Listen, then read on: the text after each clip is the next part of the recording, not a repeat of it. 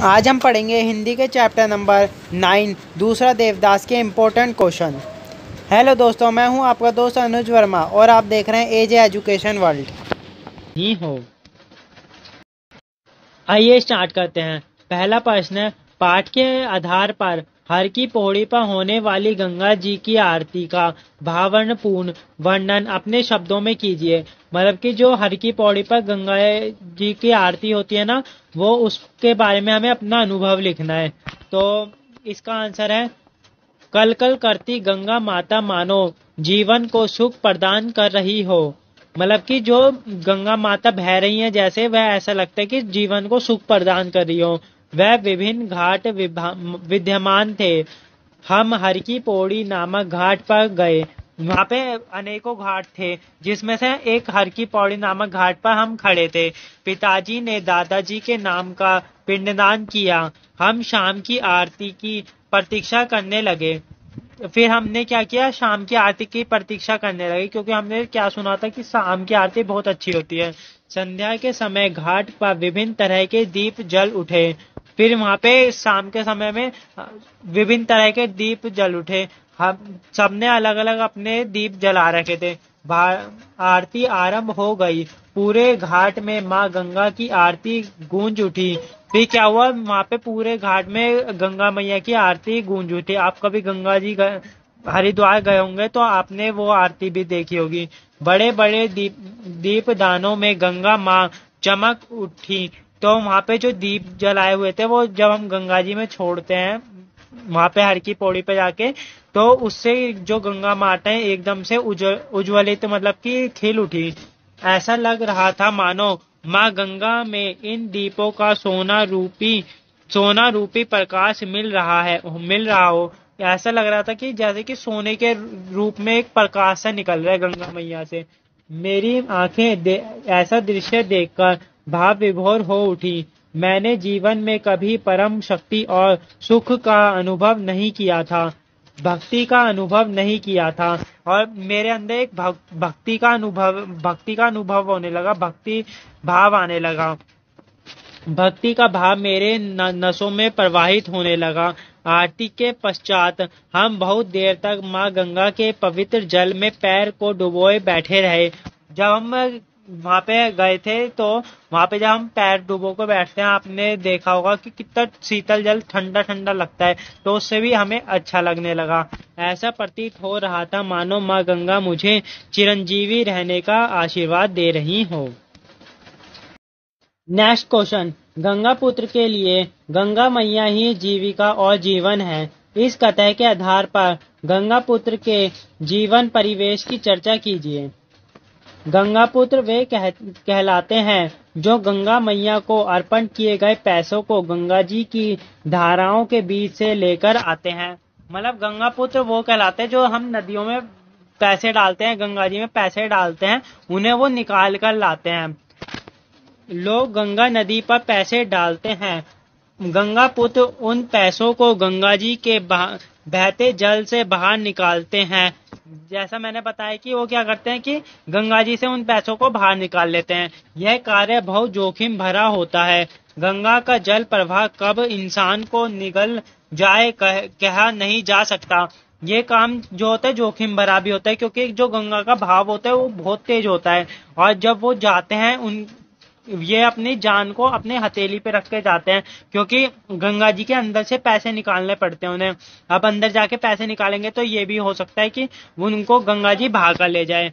इस काम में जितना जोखिम होता है उतनी कमाई नहीं होती है, क्योंकि हम 1-2 रुपए डालते हैं तो उन्हें यही कुछ 1-2 रुपए, 5 रुपए, 10 रुपए यही मिलते हैं, तो उनकी ज्यादा कमाई भी नहीं हो पाती। लेकिन उनके पास कोई चारा नहीं है। उन्हें विवश होकर यह कार्य करना पड़ता है। वे विवश होते हैं कि अपनी आजीविका चलाने के लिए उन्हें ये कार्य करना ही है। इस आधार पर हम कह सकते हैं कि उनका जीवन परिवेश बहुत अधिक अच्छा नहीं होगा। तो दो वक्त की रोटी मिल जाए यही उनके लिए काफी होगा। मतलब कि उनका जीवन परिवेश तो ज्यादा अच्छा नहीं है, पर वो 2 वक्त की रोटी के लिए ये कार्य करते हैं। उन्हें 2 वक्त की रोटी मिल जाए, ये उनके लिए पर्याप्त होता है।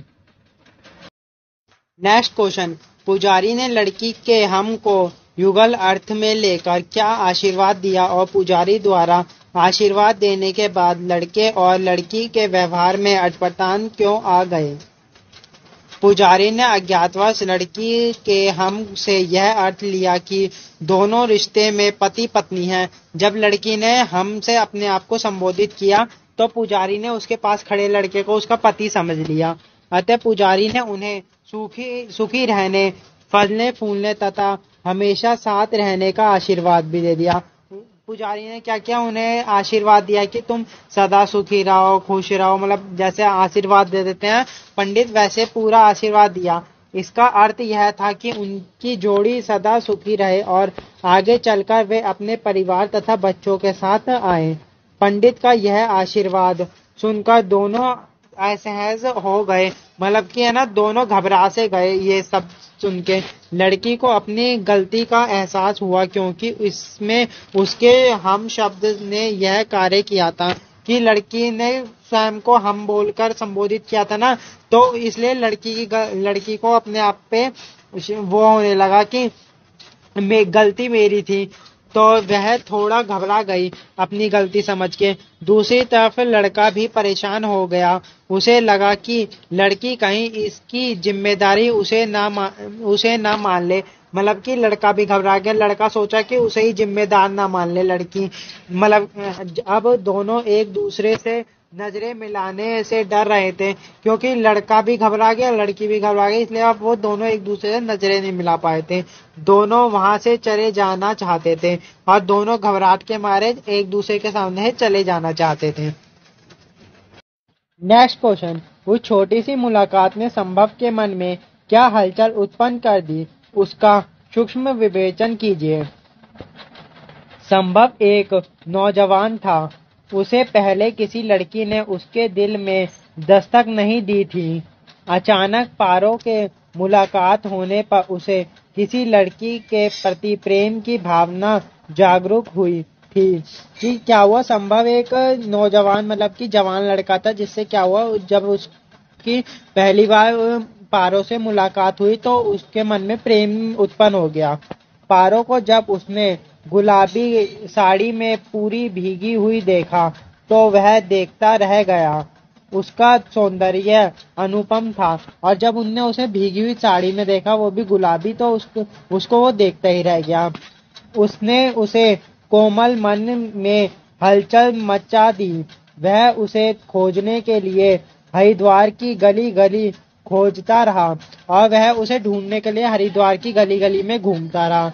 घर पहुंचकर उसका किसी चीज में मन नहीं लगा और जब वो घर पहुंचा तो उसका किसी चीज में मन नहीं लग रहा था। विचारों और ख्वाबों में बस पारो की ही आकृति उसे नजर आ रही थी। विचारों और ख्वाबों में भी उसे पारो ही दिख रही थी। वह उसे मिलने के मंसूबे बनाने लगा। उसका दिल उसे पाना चाहता था उसका दिल चाहता था कि वो पारो को पाले। पारो उस क्षण में ही उसके जीवन का आधार बन गई थी उसे पारो से अतः प्रेम हो गया था, जिससे पाने के लिए वह कुछ भी करने को तैयार था। नेक्स्ट क्वेश्चन, मनसा देवी जाने के लिए केबिल कार में बैठे हुए संभव के मन में जो कल्पना उठ रही थी उसका वर्णन कीजिए। मनसा देवी जाने के लिए केबिल कार में बैठे हुए संभव के मन में अनेक कल्पनाएं जन्म ले रही थी। वह घाट में मिली लड़की से मिलना चाहता था कि उसे जो लड़की घाट पे मिली थी उससे वह मिलना चाहता था। उस लड़की की छवि उसके मस्तिष्क में बस गई थी, क्योंकि उसको लड़की से प्रेम हो गया था, इसलिए अब उसके मस्तिष्क में उसी की बातें चल रही थी। वह चारों ओर उस लड़की को पाने के लिए बेचैन था कि वो चारों ओर देख रहा था कि कहीं ना कहीं वो उसे लड़की मिल जाए। वह उसी केबिल कार में जाकर बैठा जिस रंग गुलाबी था, मतलब कि वह उसी केबिल कार में जाके बैठा जिसका रंग गुलाबी था, क्योंकि उनने जो लड़की देखी थी वो भी गुलाबी साड़ी में थी। क्योंकि उस लड़की ने गुलाबी साड़ी पहनी थी, वह मनसा देवी भी इसी उम्मीद से जा रहा था कि शायद उस लड़की को एक बार देख पाए। कि वो भी मनसा देवी किस लिए चाहता कि लड़की को वो एक बार देख पाए, जिससे उसे प्रेम हुआ है। अगर आपको हमारी वीडियो अच्छी लगी हो तो हमारे चैनल को लाइक, सब्सक्राइब और शेयर करना ना भूलें।